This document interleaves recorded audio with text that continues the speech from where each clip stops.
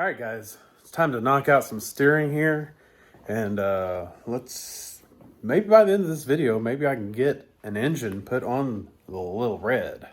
So let's get at it.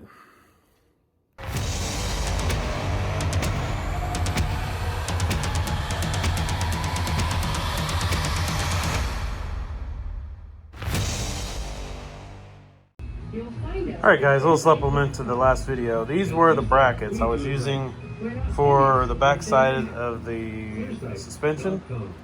I needed to go back just a little further to see how that shock's poking forward. I don't like that. It's putting a bind up here. I wanted it back here, just like that one. So I made this new bracket. Works great, much sturdier. Alright, so I've been under the tractor and I realized that bottom link right there in the middle of the screen, it was literally, let me back up a little bit. I was testing out how far the rod could come up until it binded. And I was literally 1 degree off from it touching. So I was like, well, what I did with a little red before with the monolink is the rack and pinion was lower. So what I did is I lowered the rack and pinion down to the height that was on the monolink. So I've lost 2 inches of center ground clearance, but that's okay. That ain't really the issue. I got a lot more right here than I used to. But anyway, so lowering that took 99.5% of the bind out of the steering rod, which is on there right now. You can see it right there. You can see it's now tilted down. Well, I took out that last 0.5 by taking the front axle. It was tilted forward about 2 degrees.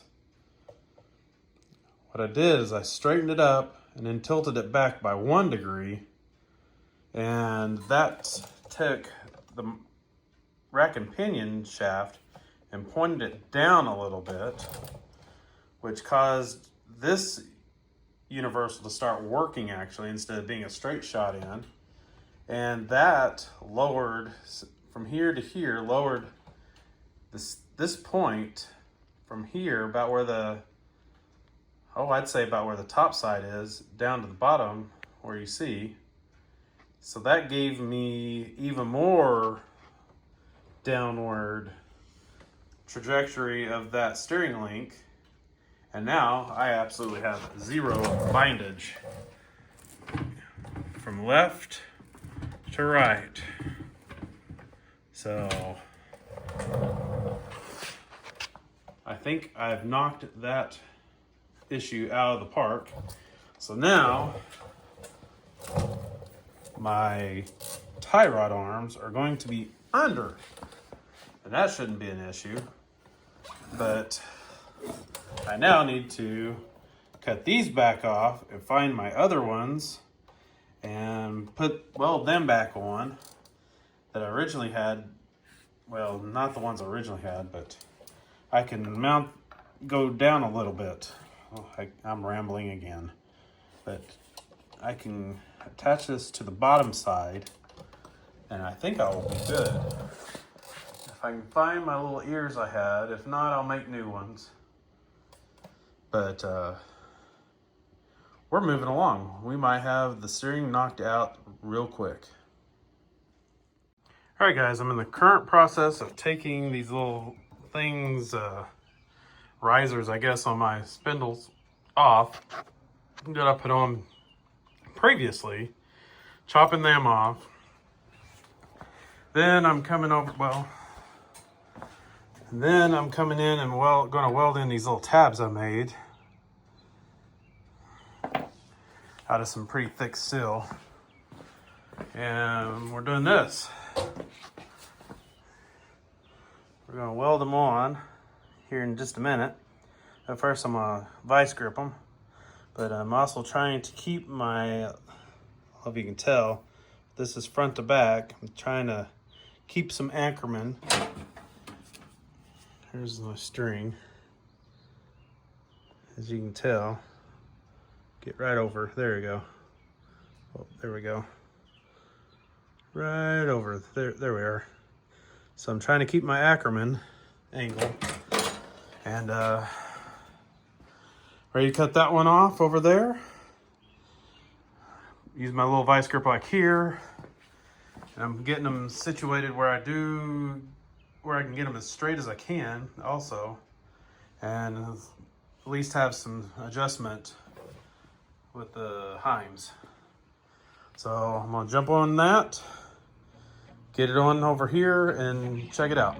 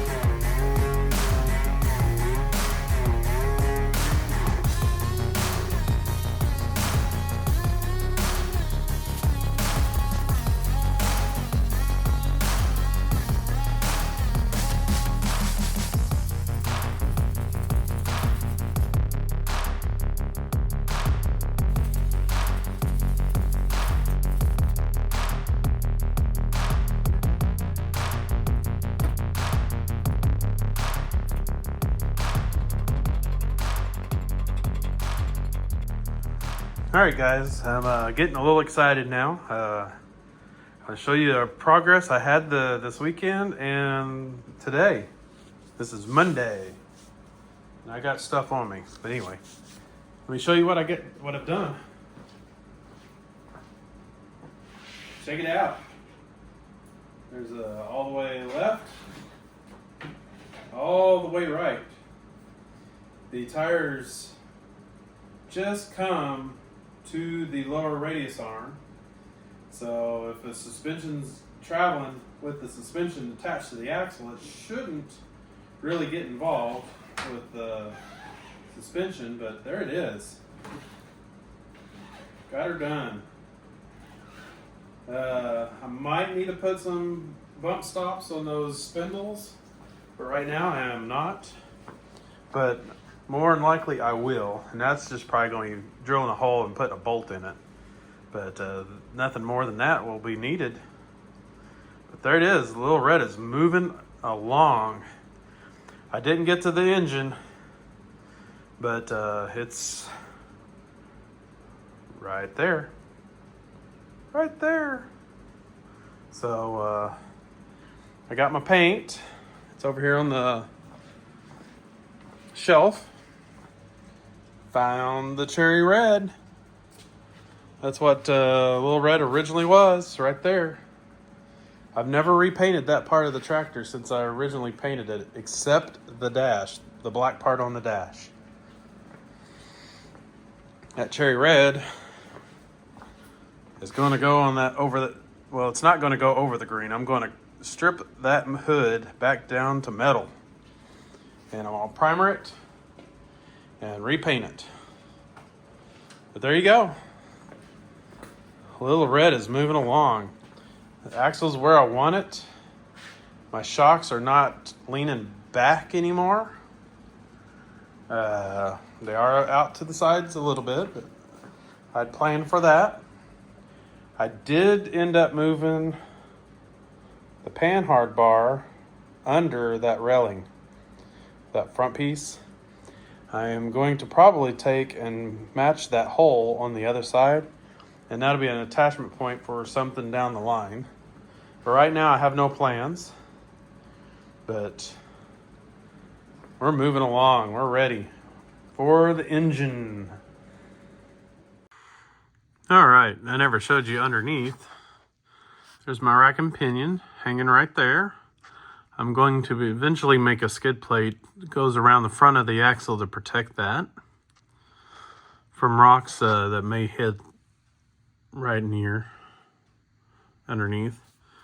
And there's the steering link going up to the stock splined rod. And I already had a universal that was the right spline for that rod. And then I got the other one for there. Only about half an inch is hanging out there. I forgot to put my rubber boot on. But anyway, there it is.